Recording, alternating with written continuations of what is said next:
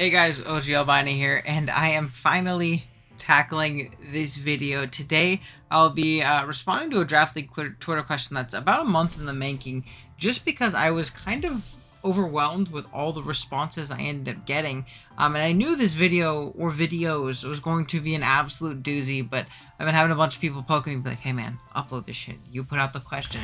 So we're doing it. Today, we are going to be talking, or looking at, your most heat sets in Draft League games that you've gotten to work. Now there is some flames in here, so much in fact. And I'm just gonna very kind of fastly scroll to the bottom, show you how many responses we really have. I mean, I just passed the halfway point and I'm still going down, and some of these are hidden. There's some people who submitted like 6 or 7 replays. I mean, that took me a good 5 seconds to scroll down to the bottom very fastly. So, I'm not going to cover all of these today. I just can't. I'm sorry, guys. I'm going to go until I think it's enough, and we'll kind of tell depending on what kind of the submissions are. I'm literally just going to scroll down and tackle these as they pop up to me. So, I'm not picking any out, cherry picking. I'm just showing the ones that are, going to show up first to me. And yeah, a lot of these I've heard about and seen before. A lot of them I've never heard about because, I'm not too familiar with the games. But in general, this will be a pretty fun one. I'm sure we'll see some crazy stuff, and yeah, I'm excited for this one. If you're also excited, be sure to drop a like as well as sub to the channel. We're on our way to 2,000. I'd really appreciate it. And if you sub to the channel and drop a comment on this video, you're entered into a giveaway to win either a copy of Scarlet or Violet when the games come out next month. Alrighty, that being said, I think it's time, and what better way to kick off a Heat Showcase video than with my good friend Mr. Amel. Probably when I think of like Heat in Draft League, I think of Amel and I think of Josh. And I know we have plenty of suggestions from Josh later, but Amel's definitely a guy who is no stranger to bringing some funny stuff to see if it'll work. And yeah, we're gonna look at him, where we already have a very famous one that I showcased on the channel before, where he pulled up with a Dragon Dance Mega Steelix and probably the highest stage in competitive Draft League Pokemon in DPL finals, and won his matchup. And I think his team lost, but he swept with a DD Mega Steelix against a very, very good player. So Amel knows how to make these sets work, and this one I know all about, and is going to be a defensive Icecue. Now, something I'm going to have to do throughout this video is kind of just like adjust the dimensions a lot, just because I'm not that planned out ahead. I kind of wanted to look at these raw. Now, for those of you who don't know Icecue's abilities, its ability is called, what is it called? Ice Face, meaning when it gets hit by a physical attack, that ice face that it has sheds. It doesn't take any damage from the physical attack, and it loses a lot of its defenses in exchange for a ton of speed. It's like base 120 or 130 or something like that. Now, typically the application that you'll see of this standardly is going to be to allow it to set up in the face of a physical attacker and get a belly drum off, and then get extremely fast and sweep through teams that way. Now, it's very gimmicky, and it doesn't work in a counter draft setting, or in a counter team setting very often, because your opponent knows what you have. In this instance, though, Amel has some secret tech here, and he is actually a physically defensive Rocky Helmet Hail Icecue. And the idea is that when he gets hit by a physical attack, the physical attacker will take Rocky Helmet chip. He will be faster. He'll either get off an attack, or he can set up Hail, get his Ice Face back, and again, repeat the process, basically making himself immune to physical attacks that are going to be slower than him, which he will be faster in the Hail due to the nice face and things like that, be able to set up Hail again and do a bunch of fun things like that, as well as getting residual chip from Hail, potentially freeze dries and things like that. So this Icecue set's pretty heat. This is from Amel's Draft League World Cup series team, which is extremely wacky, but he played super well this whole tournament. So let's go ahead and jump into it and try and see this Icecue in action. We're gonna go ahead and speed things up just a little bit. You see right there, he already went hard into the Icecue on the Mega Medicham, which is absolutely hilarious. See, the Blastoise not only toxic, but get a nice spin-off. Blastoise is actually pretty phenomenal in this matchup and very annoying for the opponent, as Blissey is going to come out and it's just going to get a free teleport, as Blissey typically does right here. Oh, it sets up a Reflect, but it doesn't matter because this Medicham is straight up walled by this Icecue, and it is a subset, so it's already chipped itself down considerably. Now, what you'd think is that he would just be able to knock him out with a Dream Punch the prior turn, but he actually ends up switching out as Amel sets up the Hail. Now, I will say, that Bullet Punch did make it to where the set wouldn't have worked. But there isn't really anything on Amel's team outside of this that facilitates a Bullet Punch on the Mega Medicham, and it's honestly a wasted move slot. So I think it definitely makes a lot of sense that the opponent didn't have it there, especially on a sub variant. So we're gonna see this Icecue is just going buck wild. It gets a freeze right here into one of the special attackers on this set, and it's packing freeze dry and blizzard. As out comes the Araquanid. It's going to click Mirror Coat just barely. Look, you see me popping off in the thing, just barely not kill it. And then it's going to switch out on that special attacker here in the back, which is pretty funny. And keep in mind, these webs are up, but they're very easy to spin.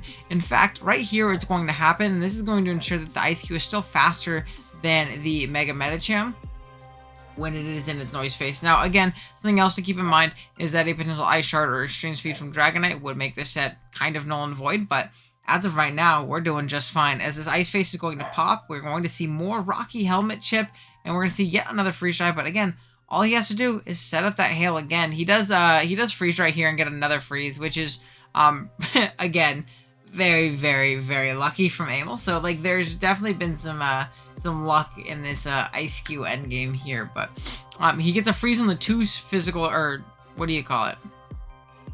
On the two, special attackers, and then is going to be able to bring this Donphan down to Sturdy and just knock it out. As right here, he does Blizzard. He doesn't go for the Noise Face, but the Helmet is going to be able to take out the D-Knight, and this Icecue claimed, I think, 5 kills. The Scarf Buzzwole comes in and cleans it up. So 1, 2, 3, 4, 5. Yeah, it claimed 5 kills. So I think that was a perfect start of the level of heat I expect you to bring. I don't expect to see double kick Spectrier for T-Tar because it's super effective. I want this level of heat, and this was some good stuff for sure. So big shouts to Amel. Next up, we have a Twitter clip, which is going to make things a lot easier. I want to make sure it's on your guys' screen and I can start it over right here. Perfect. We have Badass Frostas here with just a calc. That's it. +2, max special attack Jigglypuff Ice Beam versus a max Def Landorus is a guaranteed OHKO. No, the reason it's +2 isn't because it got Nasty Plot all of a sudden. It's actually because it has access to the ability Competitive, meaning that when this Landorus intimidated this Jigglypuff and it saw its special attack raise, it got it to +2. But I think the crazy thing is that this Landorus just decided to not switch out. It saw this and was not scared whatsoever. If I see a Jigglypuff and I see some competitive pop, I know some shenanigans are afoot. No shot am I setting a rocks in this thing's face, this absolute threat, as the Jigglypuff is going to be able to click Ice Beam and knock out the Landorus, which was really, really funny there.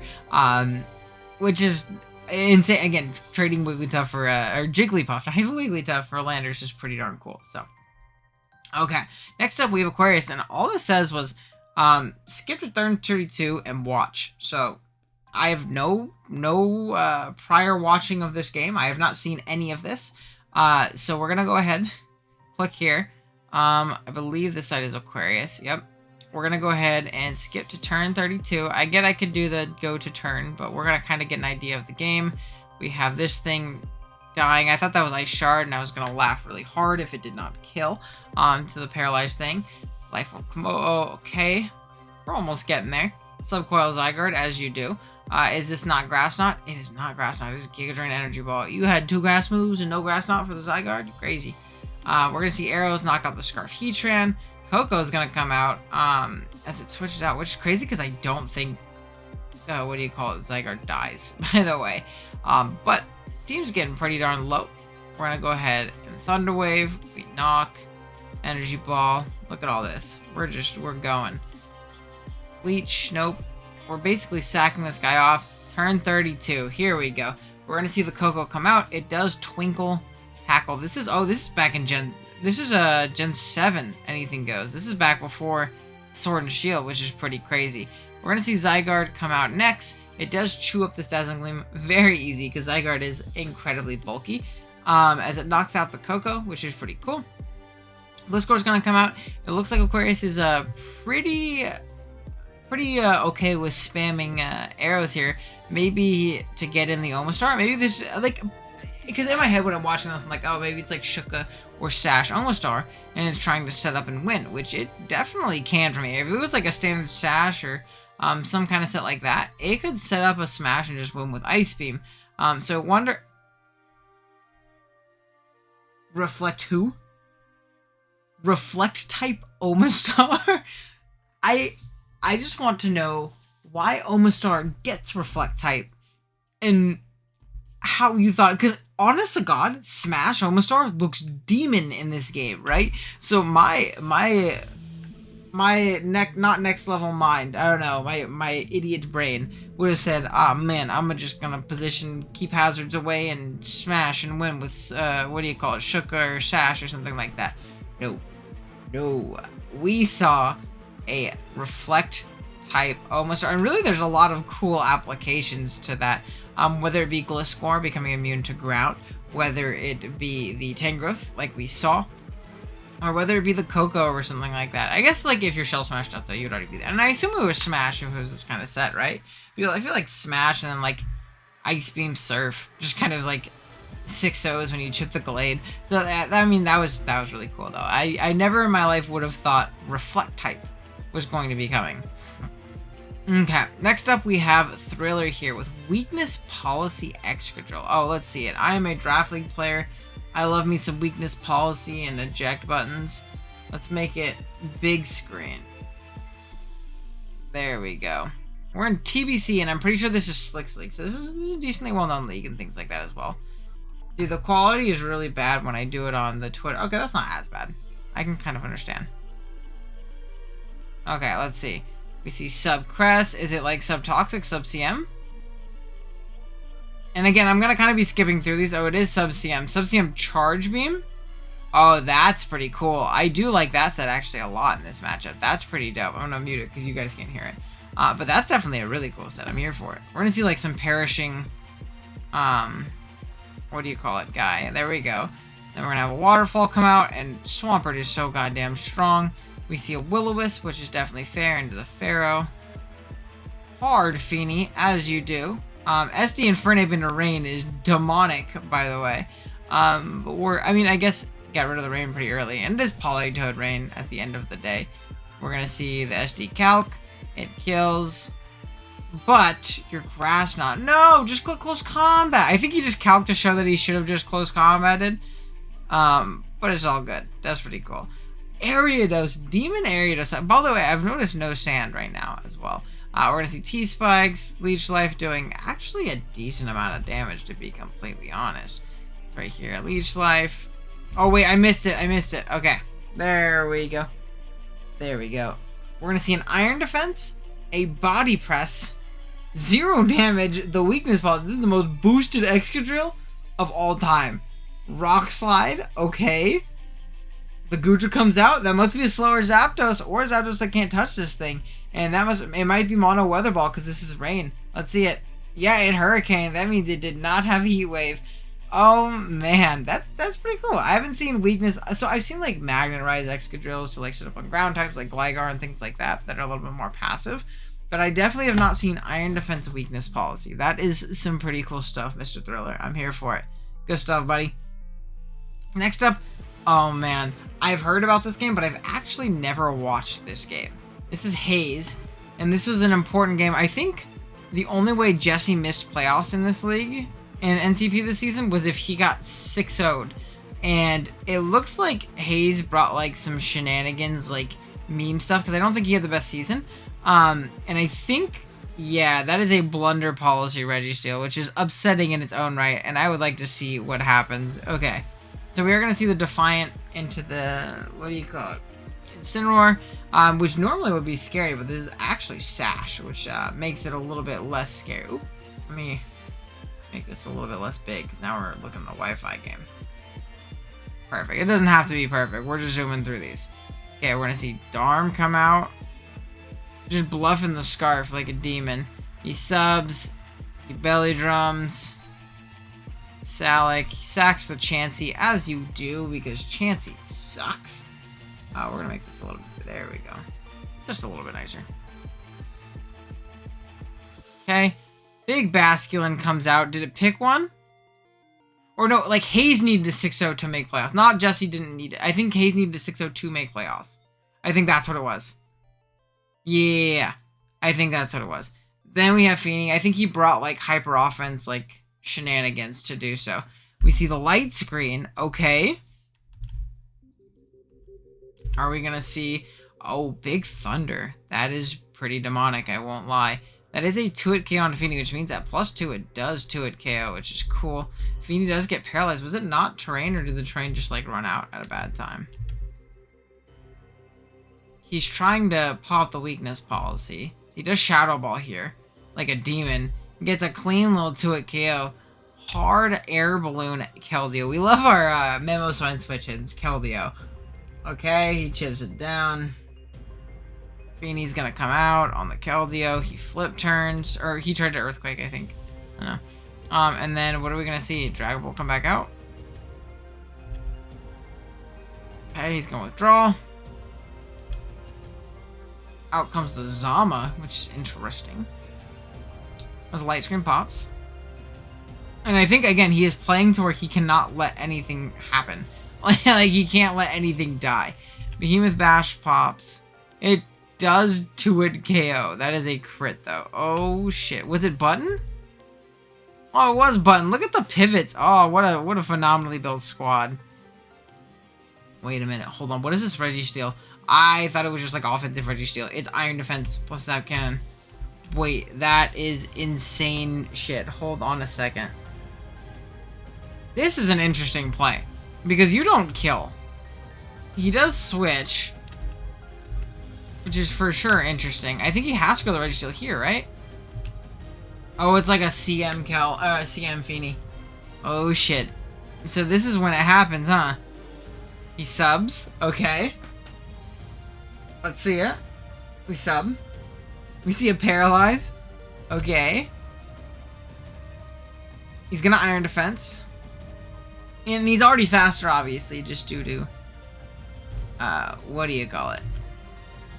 The Fini is going to Iron Defense, and this is when we start clicking Zap Cannon, baby. Oh, man. He's gonna hit the first one. I'm calling it. Actually, like, I know how this game ends, but I haven't ever seen it happen. As that is a 2-hit KO from the Registeel. Para? Oh, my goodness. Hit another one. Are we gonna hit the second? Are we gonna hit 2 in a row? No shot, right? I refuse to believe such a thing is possible. He misses. Hey, it's fine. Blunder policy time, baby.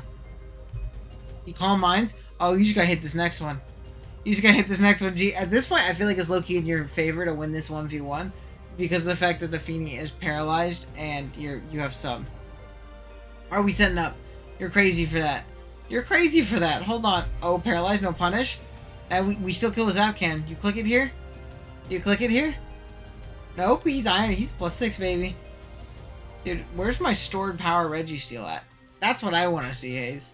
Where's the stored power Registeel? Oh, body press. Oh, this is doing it. You're gonna do a shit ton, huh? No, it doesn't.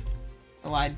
I mean, I guess you do, like, win this in the long term, though. Because, like, he doesn't gain any health back. He's not gonna be able to, like, break your sub with Draining Kisses still.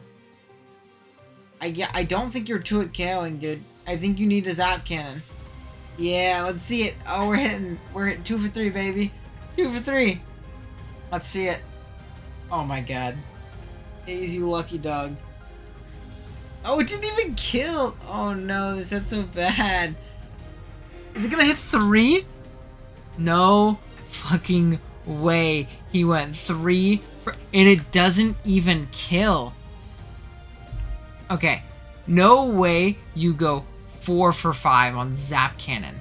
I refuse.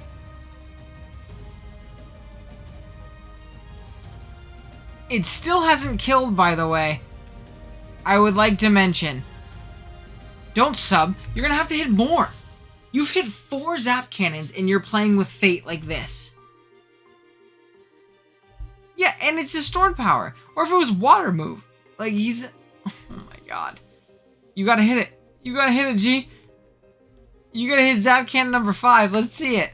I mean, I know you're going to because I know how this video ends. He went 5 for 6. 5 for 6 on Zap Cannon hits. Do you guys realize how lucky that is? I need somebody in the comments. These The comment question of the day. Do math for me. How likely is it for someone to hit 5 out of 6 Zap Cannons? Because I feel like that's insane. Let's see this Oko. Good night, Thunderous. I was ready for it to say crit, and I was gonna be like, all right, add that on. Somebody, I need to commission someone to do a thumbnail, and I want it to be the what was he cooking, and it's gonna be Icecue, Omastar, and Registeel. Or it could even be Jigglypuff. Oh, there's so many good ones already. I love this thread. These videos are, oh my god. He subbed. Dude, just he subbed. I guess he died to crit anyway, so it doesn't matter. I mean, yeah, that was probably his optimal play, but it just feels mean. Oh man, let's just see. Let's see Zama get Oko'd +6, +2. Fucking Registeel. Oh my god, it did die. Wow. This, I don't think I would ever play Pokemon again if I was Jesse. Not that any of this was his fault. This is the most crackhead shit ever. And it needed so many things to go right. And it did. But wow. Wow. Okay. Next, we have Marcus here. For Ocean Season 4, wanted to bring a unique Slowbro every week. Slowbro ended up going 12-ish and 0 for the regular season. Here's a fun replay. You know me, man. I love me some fun replays.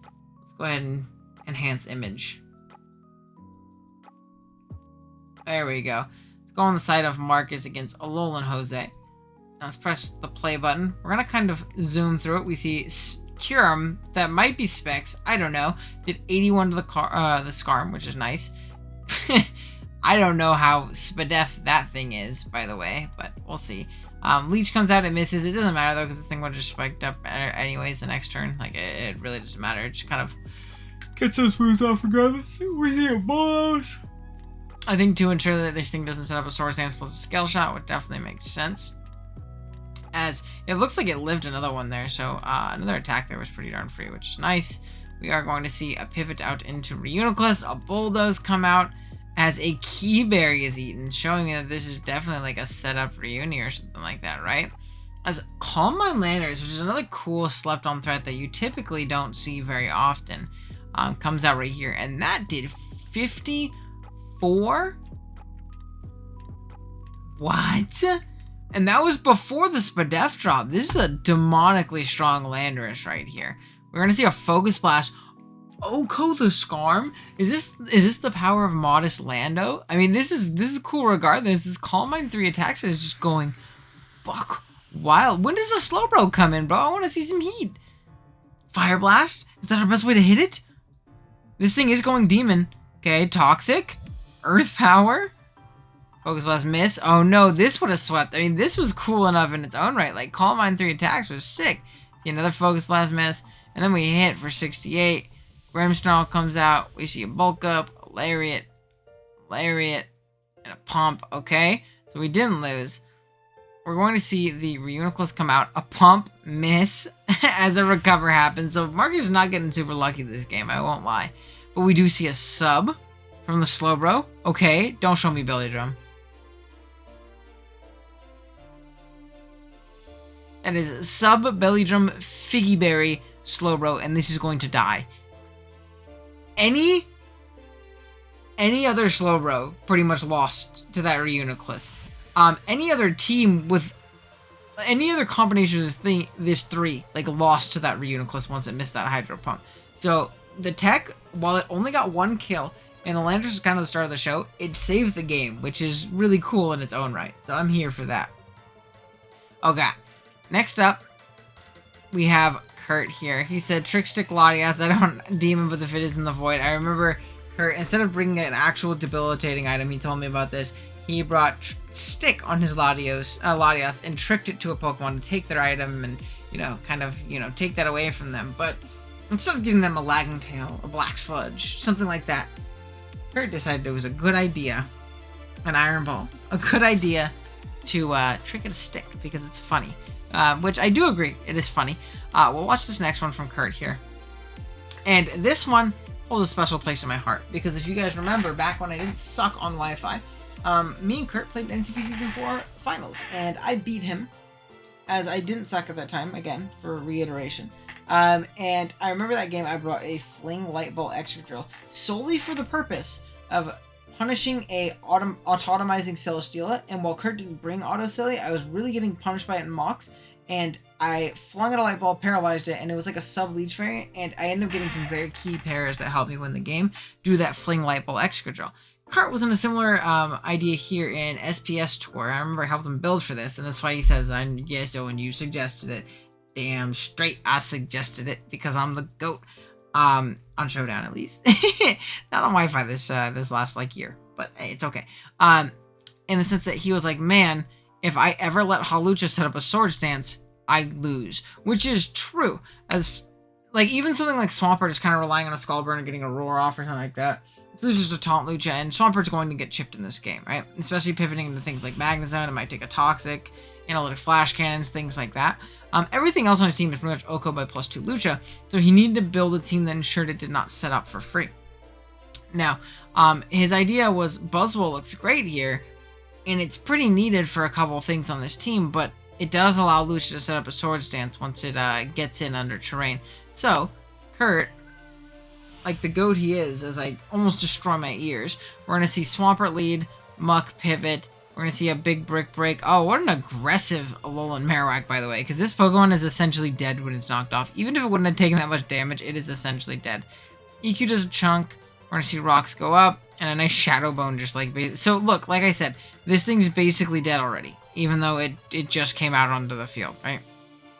So, we're going to see it go ahead and go right here. It's going to close combat and knock out the thing. It's not wider, which is good to know. And it got a little bit of chip on it with rocks, which is obviously nice. Lightning Rod into knockoff. We're going to see a close combat into the Chople Magnezone, which is definitely like max defense. There's an Iron Defenses, which is pretty cool. Body Press comes out, does nothing. And I think he just goes ahead and goes for an Earthquake here. Yeah, as it would have probably took care of the mag from there. Lily's going to come in and take a nice 40, which is great for Kurt.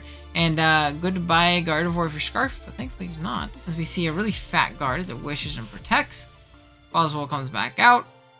Clicks the Earthquake button, and right here is the moment of truth. You think, man, Kurt, you literally lose to Hawlucha right now. But thankfully, Kurt learned from the GOAT himself, hanging out with me all these years. He finally picked up on something, and he flung this guy a light ball, and made him get paralyzed, which means that now the Zeraora sitting in the back can all come in and knock out the Lucha, which is great, because also look at Zeraora and look at the rest of this team. As the Scarf Blizzard comes out, he is going to click Plasma Fist. I believe he does knock this thing out because he's strong. Plasma Fist again, and Plasma Fist again, and all due to the secret tech that your boy suggested. Now, beyond this, I can't suggest this next one that Kurt sent to us here, and this Pikachu, and this is from that same NCP season that we just watched the Registeel from, so lots of heat from this, right? And in this game, I'm glad I have it muted. Oh, look at Kurt. He's so big on the screen. Hey, Kurt. What's up, buddy? Everything's so big on the screen, though, so let's make that smaller. Kurt was playing Liv, and Liv drafted Stall. And when you're playing Stall, you have to be very creative with your wall breakers. And creative doesn't begin to describe the Pikachu that is at the top of the screen. Big Mickey the mascot. And J-Bear came up with the idea because they really wanted to bring Pikachu versus Stall.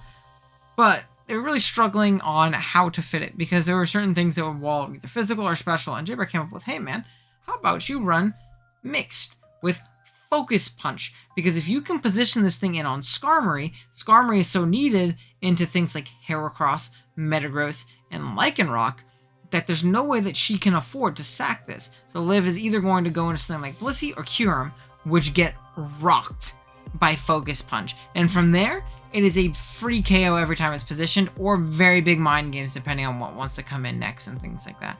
So we're going to go ahead and skip forward a little bit. Kurt leads his Weezing, which isn't great, and then he's going to go into his Mew, which to stop that thing. Clef comes out on the Metagross.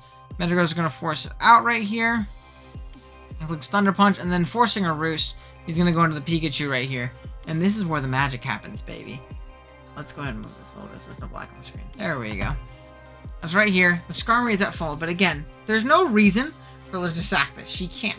So, In doing so, she decides to make a nice middle ground pivot into the Kyurem. Now, if you look at Kyurem and you look at Kurt's team, he doesn't have defensive answers for it, being that he's a Life Orb Metagross that is already getting chipped down due to its own, Life Orb, obviously. So we are going to see Liv does elect to switch out. Let's see if a matter of when. She's kind of realizing, like, man, why not switch into fucking Pikachu? And if you guys haven't watched this video and seen Kurt's actual live reaction, please go watch it. It is hilarious. You see him just going crazy over in the corner over there. Perspective. Oops. As he loads up this Focus Punch and just clean knocks out this legendary beast from full. As this, I remember watching this and I mean, look at him. That's just the face of pure joy, right? So we've seen Jigglypuff and Pikachu, anime mascots, just popping off this video. We see Pikachu's not done yet. Starmie comes out, and being that it's a bulkier Starmie and that Kurt doesn't have great switch into it, he decides, hey, might as well take the chance. If I live this Surf or this Scald, if it's Scald, then I kill with Thunderbolt. And I just traded 2 for 1 for my goddamn Pikachu, which is incredible. Now, granted, he was a little bit weaker to Heracross at this point, but I think he could overwhelm it between Flame Orb, Life Orb, and then Mew just kind of stuffing it. So we are going to see a Surf come out, and I believe this was a roll. This year, well, see, Kurt, I knew, so I didn't even put this on. Pikachu lives on 14 HP and knocks out the, what do you call it, the Starmie as well, which is, and look, just absolutely getting it. So we love to see this. Is what makes Draft League so much fun, man. And what always makes me, what always made me gravitate towards it and kind of like see it as the more fun format for me personally than something like a standard OU tier, because this is where sets like this can truly thrive. Now, you can get one-off games against people who aren't very good and like get some crazy shit to work, but you're not going to get Pikachu focus punching Kyurems and dismantling Stall very often on the ladder, right? Because it's a very specific set. But yeah, from here, I think what we're gonna do is I think I'm gonna call it for the day, because we looked at a lot of YouTube videos today, which really shot up our time. However, from here onwards, we have a couple of YouTube videos from Josh. Dude, we can have a Josh specific episode. So there's different ways we go about this. One, we could just kind of continue going on the list, starting off with Endless next time, and then kind of keep going from there. Now you can see some people though have a lot more. We have Josh here with 3, 4, 5, 6, 7, 8, 9, right there, 10. Yeah, 10, which is a lot, obviously. And then we also have, what do you call it? Razor Claw with 1, 2, 3, 4. Wait, there's more. I know there's more. 5, 6, 7, 8. So what I could do is I could do one more episode for all the rest of these guys, and then I could either do an episode where I go over all Razor Claw's games and all of Josh's games like on their own, or I can even, you know, have them on and maybe like, you know, see their reactions and get their things. And again, let me know what you guys want to see the most in the comments if you want to have them on as guests. I'm sure I could reach out to them and see if they wanted to go through their games, because I think that would be an interesting perspective too. But we'll at least have one more just looking at all the other ones, and then we'll kind of jump and tackle the Razor Claw and Josh replays, the gauntlet that we have right there as well next time. But yeah, with that being said, let me know if you guys enjoyed this, and hopefully it'll be a fun little mini series that we can get going on the channel. We'll start with Endless next, and yeah, that being said, I will see you guys in the next one. Later.